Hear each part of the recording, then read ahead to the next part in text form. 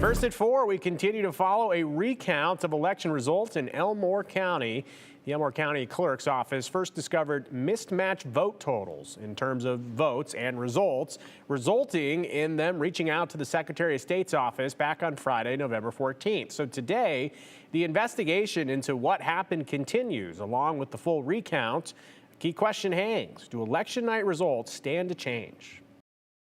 The November general election remains live in Elmore County, Idaho. We were able to identify a discrepancy between the number of voters who showed up to vote and the number of ballots that were cast. Idaho Secretary of State Phil McGrain highlights that elections aren't final until all I's are dotted and T's crossed. There's a discrepancy of approximately 300 votes that did not get tallied in the initial election, and so we're making sure we have a complete set of results for the entirety of Elmore County. That can make a difference in results. The golden question right now is why. Since our investigation last week, we were able to identify that it happened in more than just one precinct. So there's no single isolation.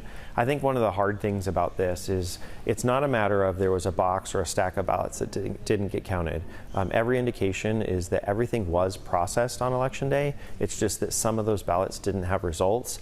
We still don't know the answer as to why. Part of this is focusing on getting results and making sure every vote is counted, but then additionally we are also going through the process to determine what happened and what could have been done to prevent it. Elections need results, and weeks later we are back to the fundamental exercise of elections, counting the people's choice. Each of the tables has a team of 4.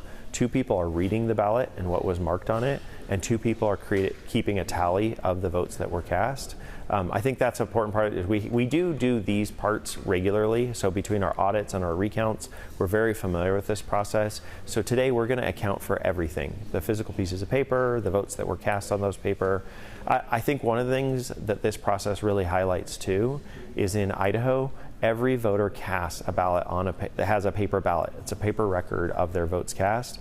And so we're going through all of those pieces of paper. That's the official record, and we're going to have results at the end of this. To be clear, ballots are not missing, just for whatever reason, results. And after an initial review last week where we were able to identify that the physical ballots have been in the custody of the county and since then in the custody of the sheriff's office, today we're going through and making sure there are results for all of the ballots that were cast on Election Day.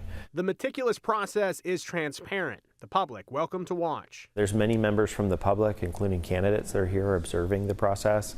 I think that's one of the great things about being here at the Elks Lodge is it's very transparent. Everyone can see all of the ballots. We have a sheriff's deputy monitoring the security of the ballots. In addition to the Secretary of State's team and the county clerk's team, we also have representatives from the Attorney General's office and the county prosecutor's office. Results from Elmore County had initial results on election night.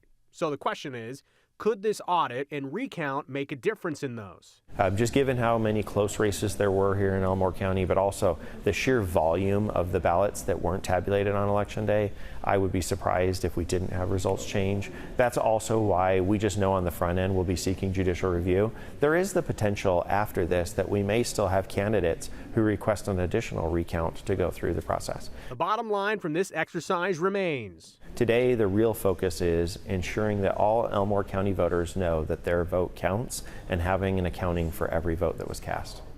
So this stands as a major reminder. Results on election night are not final until they are canvassed in the weeks following.